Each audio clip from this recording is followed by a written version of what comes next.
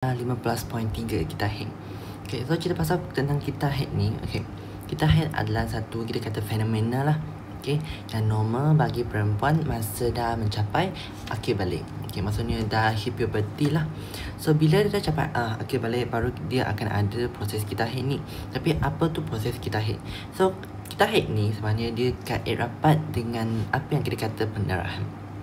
Dan awak kena tahu lah kenapa boleh berlaku dan adanya pendarahan. So dalam subtopik ini 15.3, so kita akan delve into this topic. Okay, delve into this kita head.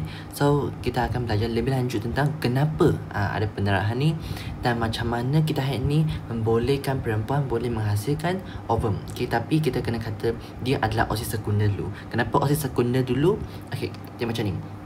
Okay, so first kita akan ada oosit primer. Okay, saya cerita daripada oosit primer dulu lah. Okay, daripada awal punya ni, okay, primordial germ cells, which is your yang ni. Okay, kita tengok balik tentang yang ni. Okay, yang ni sel germa primordium. Okay, daripada ini dia akan hasilkan ozonium dan sampailah oosit primer. Okay, lepas tu dia akan berhenti dah. Lepas tu bila dah capai punya akhir balik, baru dia akan teruskan proses dia. Dan kenapa ada proses ni? Kita kena lanjutkan lah. Kan oogenesis. Tapi hari ni kita cerita tentang pasal kita head dulu. Okay, so daripada oosit primer ni dia akan berkembang untuk menghasilkan oosit sekunder. Okay, oosit sekunder. Okay, lepas oosit sekunder ni macam mana dia boleh jadi ovum? Jadi ovum. Okay, bila adanya persenyawaan berlaku, lalu dia akan melengkapkan dia punya proses meiosis 2. Okay, so ini just intro sedikit tentang kita head ni. Okay, so kita head ni melibatkan apa? Pembentukan oosit sekunder yang saya cerita lah tadi tu. Okay, oosit sekunder dia membentuk oosit sekunder dan juga ketebalan endometrium akan bertambah. Apa itu pertambahan ketebalan endometrium ni? Okay, so endometrium ni kita tahu kan dekat sini uterus ni kan. Okay, sebelah sini ada kita punya ovary dekat sini. Okay, ovary to fallopian. Okay, and this is the endometrium lah, uterus. Okay, semua pun sini macam ni lah. Okay, so kita nak tengok pasal tentang bahagian ini. Okay, endometrium kita. So this, okay, kita boleh kata dia dinding endometrium ataupun endometrium wall. Okay, so just kita tengok tentang ni dulu. Okay, sorry.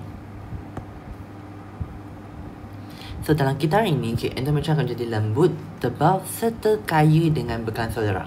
Okay, so kenapa dia akan kaya dengan sel darah? Okay, rich with your blood vessels dekat sini, dekat kawasan sini. Okay, sebab dia nak buat persediaan kalau ada persenyawaan berlaku. Okay, yang kawasan yang kaya dengan sel darah ni, okay, dia akan bekalkan apa? Oksigen. Okay, kenapa perlu oksigen? Untuk bayi dia survive lah. Okay, untuk perkembangan dia. Okay, development untuk bayi. So dia kena ada oksigen, okay, dekat kawasan sini. So dia kaya dengan sel darah. Tapi kalau tak ada macam mana? Kalau dah ada, okay, baru kita katalah ada proses yang apa? Pendarahan. Okay, di mana tak ada persenyawaan berlaku, maka okay, oosit sekunder mati dan endometrium terurai. So sini dekat sini endometrium oosit sekunder akan mati dan endometrium akan terurai. So pendarahan akan berlaku lah. Okay, kenapa pendarahan ni berlaku? Nanti kita tengok dekat proses bawah ni. Tapi sebelum saya nak cerita pasal tentang kita haid ni, keseluruhan cycle dia, okay, kita kena faham dulu tentang kelenjar. Okay, kelenjar yang produce, okay, dia akan hasilkan hormon apa, and also ovary dia akan hasilkan hormon apa. Okay, so first kita kena tahu 4 hormon ni yang penting, iaitu daripada kelenjar pituitari. Okay, daripada kelenjar pituitari. Okay, okay, kita akan hasilkan hormon FSH dan juga hormon LH. Okay, so first thing first, okay, hormon FSH dulu. Okay, bila kita kata hormon FSH, okay, hormon perangsang folikel. Okay, so this one, okay, this hormone dia akan bantu untuk perkembangan folikel. Kenapa? Tengok daripada sini. Okay, kita tengok nama dia, kita terus dapat tahu dia nak function dia apa. Dia kata perangsang folikel. Maksudnya apa? Dia mesti merangsang perkembangan folikel. So function dia memang merangsang perkembangan folikel. Okay, So awak boleh ingat macam tu lah. Mungkin soalan syoktor kan, dia tanya satu markah, so jawablah macam tu kan. Senang untuk awak hafal Okay. Lepas tu dia pun bantu untuk merembeskan hormon estrogen. Estrogen dikaitkan dekat bawah ni. So hormon estrogen ni dia akan bantu untuk penebalan endometrium. Dan satu function lagi untuk estrogen, dia akan bantu untuk memperbaiki dinding endometrium. Okay. Okay, nanti kita tengok. Okay, lepas tu untuk luteinizing hormone, okay, which is hormon pelutinan. Okay, dalam bahasa Melayu, hormon pelutinan. So, hormon pelutinan ini dia membantu untuk merangsang ovulasi. Okay, untuk pengetahuan awak. Okay, okay. Kenapa tepat sangat? Okay, so untuk pengetahuan awak, hormon pelutinan ni merangsang ovulasi. So, ovulasi akan berlaku pada hari ke-14. Okay, pada hari ke-14 kita akan ada ovulation yang berlaku lah. Okay, terus dia membantu untuk membentuk corpus luteum. Okay, so kenapa ada corpus luteum? Saya cerita pasal balik tentang oogenesis tu Okay, corpus luteum ni dia terbentuk kenapa? Sebab bila awak ada ovulasi berlaku, okay, ovulation lah kan. Okay, so oosis secunda ni dia akan, okay, so ini oosis secunda, contoh saja. Okay, kita ada oosis secunda yang dibebaskan keluar, release from the corpus luteum. Okay, so this one is our corpus luteum. Okay, so dia akan keluar daripada ini bukan corpus luteum. Okay, bila ini adalah follicle graft sorry. Ini follicle graft. Okay, so bila follicle graft ni dia keluar, okay, lepas tu follicle graft ni, okay, kita kata sebagai remaining follicle. So follicle yang tertinggal ni dia akan berkembang, okay, berkembang develop untuk menjadi corpus luteum. Okay, so kenapa kita perlu ada corpus luteum? Sebab kita nak hasilkan hormon progesterone dan estrogen. Okay, progesterone, estrogen. So kenapa pula ada dua-dua hormon ni? Kita tengok. First, okay, sebenarnya dua-dua hormon ni dia boleh datang daripada mana? Ovari. Kenapa ovari? Sebab corpus luteum ni duduk kat mana? Ovari lah. Okay, so kita tengok.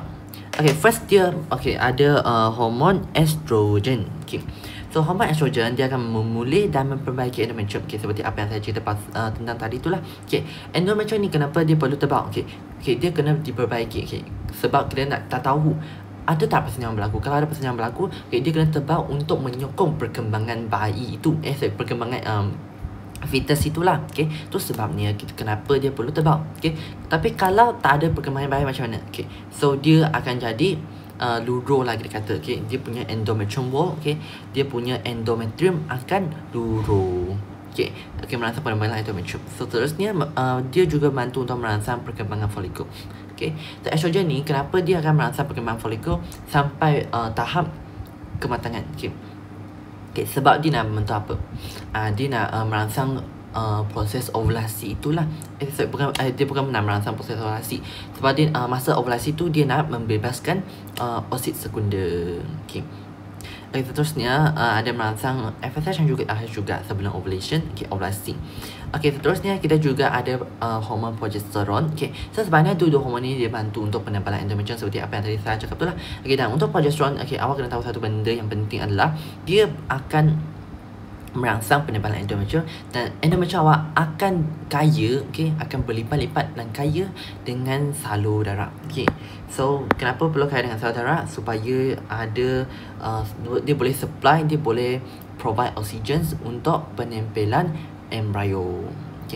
Okay, seterusnya dia akan merancang FSH dan juga LH bagi menyekat perkembangan folikel dan menghalang ovulasi. Okay, so untuk progesteron ni kan, untuk yang ni function ni, okay, awak kena tengok bila dia ada persenjawaan yang berlaku. Okay, persenjawaan berlaku, so dia akan bekerjasama lah. Dua-dua hormon ni bekerjasama. Baiknya dia bekerjasama.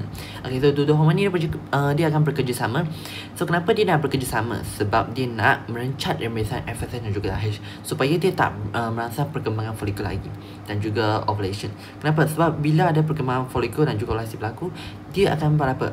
Dia akan ada cycle yang baru dah. So kita tak nak cycle yang baru berlaku dan kita tak nak ovulasi. Sebab kita nak betul-betul, okay, bukan persenjawaan, betul-betul untuk support, okay, perkembangan fetus itu dah.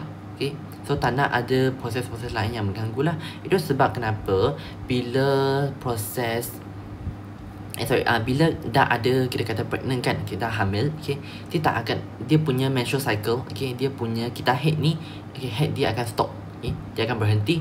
sampailah dia punya proses, okay, sampai kelahiran bayi. Okay, kelahiran bayi, betul lah. Okay, so macam tu.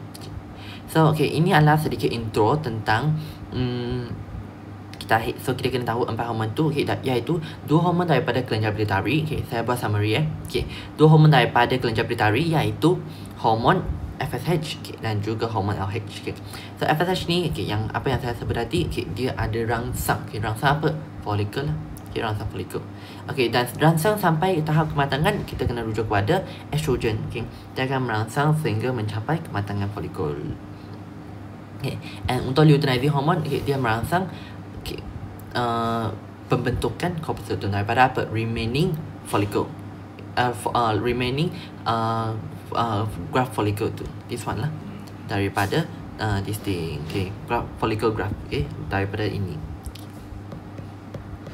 Okay, so seterusnya kita ada juga daripada ovary, dia akan hasilkan estrogen and also progesterone. Okay, so satu lagi sedikit lah, okay, dia cerita pasal balik tentang bab 14. Okay, so kita tengok daripada lensa biologi ni, okay, ini adalah ilmu tambahan lah. Okay, so supaya awak lebih menguasai tentang bab 14 juga. Okay, satu kesan kekurangan estrogen ialah badan akan kehilangan kalsium yang mengakibatkan kepadatan tulang berkurang dan juga rapuh. So ini adalah disebabkan proses osteoporosis di mana tulang dia rapuh kan. Rapuh sebab apa? Dia punya ketumpatan tulang, kepadatan tulang tu berkurang sebab dia kurang kalsium. Kenapa kurang kalsium berlaku? Okay, sebab perempuan, okay, untuk wanita dia akan ada hormon estrogen ni. So hormon estrogen ni dia akan bantu untuk serap kalsium lah. So bila masa umur dia bertambah kan, so kalsium dia kalsium pula, okay, estrogen dia kurang. So bila estrogen kurang, kuranglah kalsium diserap oleh estrogen. So itu sebabnya kenapa tulang dia jadi rapuh lah, sebab dia tak padat lagi, okay, tak ada kalsium ni dah. Okay, so ini sedikit tentang bab 14 lah. Okay, so bila dia kurang estrogen, dia akan menyebabkan kurang estrogen pula. Okay, tulang dia rapuh, dia akan menyebabkan osteoporosis. Dan itu sebab kenapa osteoporosis ni biasa, okay, dan lebih kerap berlaku dekat wanita yang telah, okay, wanita yang tua lah, okay, yang tua. Okay, so itu saja untuk 15.3 introduction saja. Nanti baru kita belajar tentang dia punya proses lah, keseluruhan cycle dia, keseluruhan kitarannya. Terima kasih.